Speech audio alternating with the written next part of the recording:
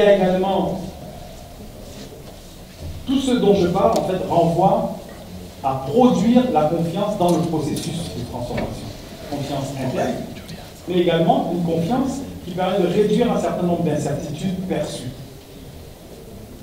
Et je pense aussi que nous devrons travailler à une certaine économie de la vaine conflictualité. Il y a des théorisations un peu rapides, quelquefois, qui sont susceptibles d'ouvrir des fronts là où il n'y a aucune raison dans le monde. À tort ou à raison, certains sont convaincus qu'il y a un rapport entre le nazisme et le franc CFA, etc. Ça veut dire qu'on est en discussion, susceptible de discuter avec un partenaire, on va susciter un débat avec un autre partenaire, et finalement nous affaiblir parce qu'on crée un deuxième élément.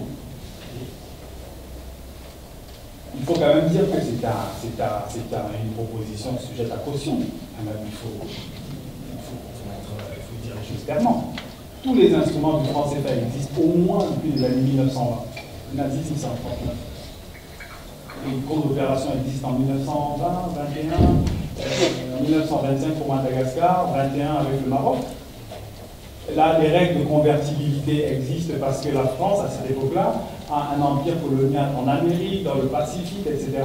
Et partout, dans tous ces pays-là, ils utilisent des monnaies locales, des jetons coloniaux.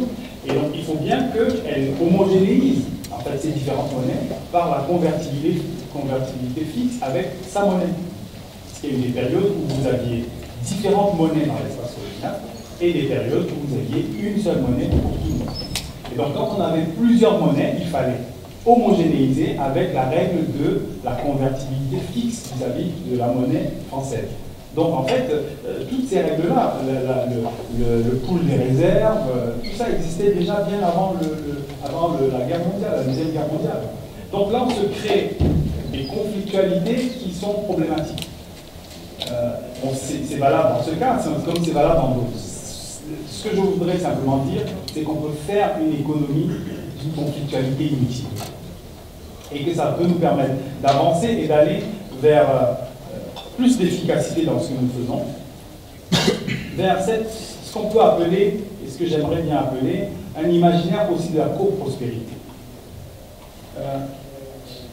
Moi, s'il y a une chose que je retiens et qui me plaît en économie, et c'est probablement la seule, c'est cette idée qu'on appelle un jeu à somme positive.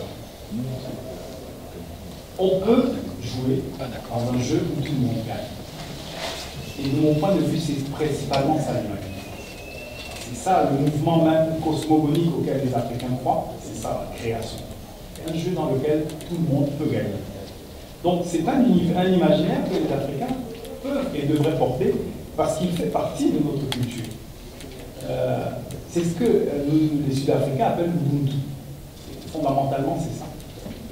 Et je pense que ces valeurs-là doivent inspirer le processus de transformation et inspirer les valeurs de la prochaine monnaie, qui, de mon point de vue, ne pourrait pas se permettre d'être une espèce d'euro ou un dollar, avec des règles de création monétaire absolument inégales, avec des gens qui, parce qu'ils ont accès à la finance, vont pouvoir emprunter 10 fois, 20 fois, 30 fois leurs revenus, alors que vous avez des gens qui traînent le diable par la queue, entre guillemets, et qui n'ont rien. Donc, je pense qu'il faut aussi avoir cette idée-là à l'esprit, parce que de mon point de vue, donc, cette monnaie qui vient devra avoir cet ADN africain pour les Africains, une monnaie panafricaine transformationnelle. C'est une monnaie qui devra aussi s'ancrer dans l'éducation, dans la formation, parce que l'ordre de la production et de la répartition ne peuvent pas renvoyer à autre chose qu'à l'ordre de l'éducation et de la formation. Donc, déconnecter ça, là encore, on va dans des mauvaises directions.